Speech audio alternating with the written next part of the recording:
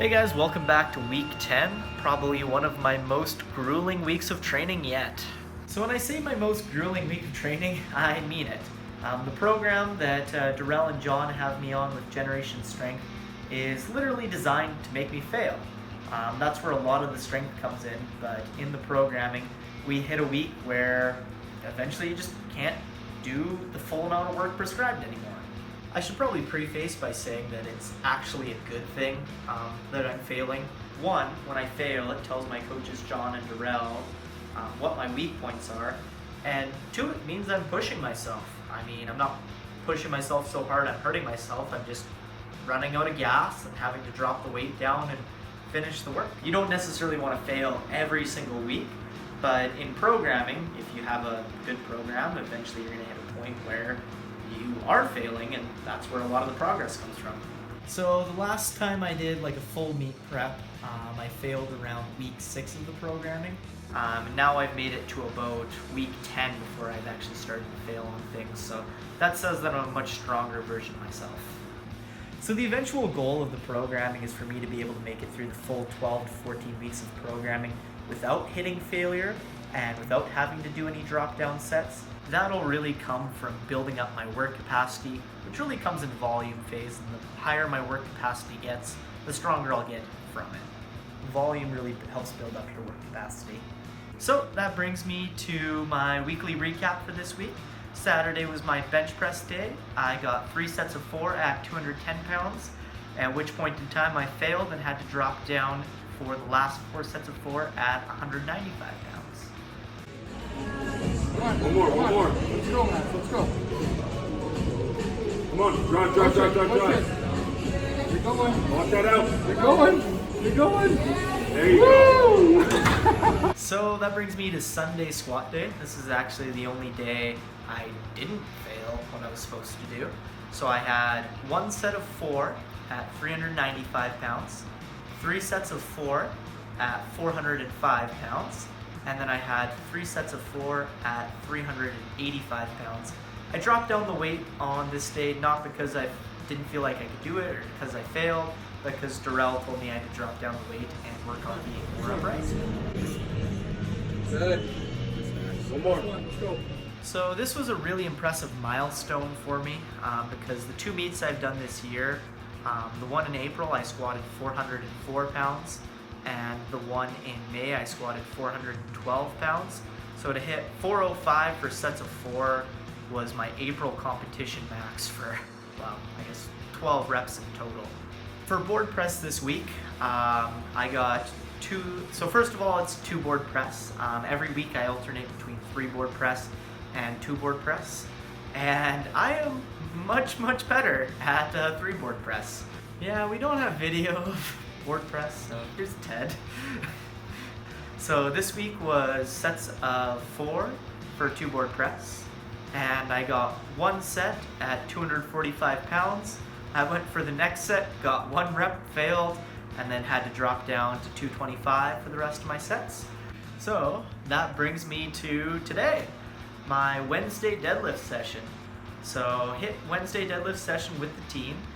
Today went fairly well. I did fail and did have to drop down, but I hit 3 sets at 495 pounds, which is a huge PR for me in every respect of the right.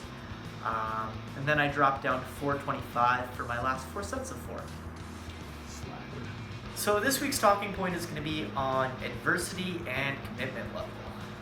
I was out with a friend at the video game cafe on Saturday, and I accidentally forgot to lock my car, and my car got broken into. So, along with taking a bunch of other things from my car, they took my gym bag, which included my squat shoes, my lacrosse ball, my wrist wraps, my wrist straps, all of my bands, pretty much just a bunch of little stuff that I use on a weekly basis to make sure that I'm prepped and ready to go for training. And a lot of really inconvenience kind of came along with that, but I've been kind of figuring it out and dealing with that little bit of adversity all week. So the most inconvenient part about this was that my squat shoes were missing out of it, and it's pretty important for me to squat in squat shoes at this point of my training.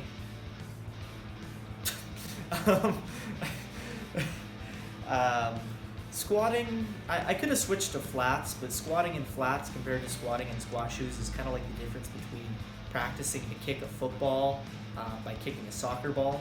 Yes, you'll get better at kicking, but it's not the same skill, even though they're very similar skills. So for me, knowing I'm going to compete in squat shoes, it's pretty important for me to be practicing in squat shoes. So lucky for me, I have an amazing support system around me. So when I told my team that I had lost my squat shoes, my coach Darrell went onto social media and started making posts asking if anybody had squat shoes that I could borrow in my size. And I had tons of people from the Raw Powerlifting Federation reach out saying, hey, yeah, like Max can use my squat shoes. So I, thankfully, Mike Proskauer, one of the heads of the federation, let me use the squat shoes. I drove on over to his place, tried them on, they fit, and honestly, if he hadn't have stepped up and offered for me to use the squat shoes, I probably wouldn't have been able to hit that massive PR I hit on Sunday. Yeah. So if you guys are watching this, thank you Darrell and thank you Mike, and thank you to the rest of the Raw community that offered to help when they found out that I lost my squat shoes. I honestly love this community so much, and everybody gives back so much, and everybody's so supportive to step up when they find out somebody from the community's in trouble. The Raw Canada Federation is honestly like a big happy family, and I love all you guys. So this is just one example of adversity. I'd just like to point out that if you have a high level of commitment, when a type of adversity is thrown your way, you find ways to work around it. I've seen time and time where some type of adversity is presented in front of somebody and they use it as an excuse to quit. I would just like to point out that if you're really committed to your goals, find a way to work around it. Do whatever you have to do to get the work done that you have to do in order to be successful.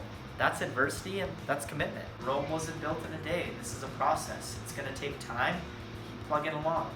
Thanks for tuning in this week. Hopefully all this talk of adversity has you guys all amped up, motivated, and ready to train.